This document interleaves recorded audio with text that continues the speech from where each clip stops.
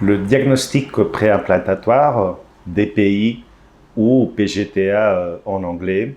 c'est un traitement supplémentaire qu'on peut parfois ajouter aux techniques de fécondation in vitro pour certains patients où on trouve un risque chromosomique élevé au niveau des embryons. En France, normalement, on peut faire le DPI que pour des patients qui ont un problème au niveau chromosomique sur le karyotype, ou pour des patients qui ont des maladies génétiques graves et on veut éviter justement ce problème sur les embryons. Quand même, il y a un groupe très important de patients, spécialement pour des patientes qui font le traitement avec ces ovules à partir de 38 ans, pour des patients où il y a un facteur masculin connu,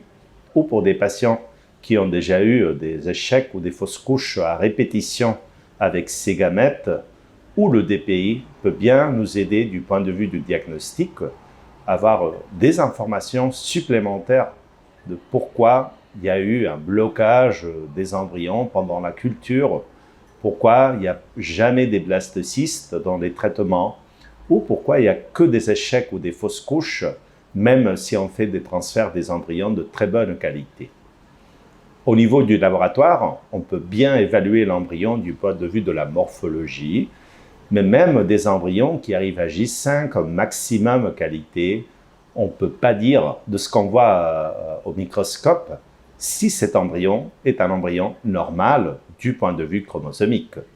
On trouve parfois des embryons au niveau de laboratoire qui à J5 sont de maximum qualité, qualité AA, mais que malheureusement dedans on y trouve des trisomies, des monosomies. Ce sont des embryons qui ont toutes les possibilités d'accroche, mais malheureusement aucune possibilité de naissance.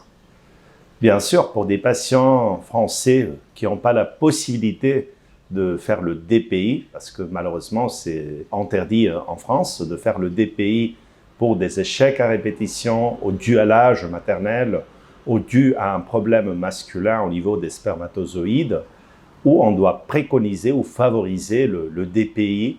pour vraiment faire la sélection de ces embryons qui peuvent vraiment donner la naissance d'un bébé sans problème.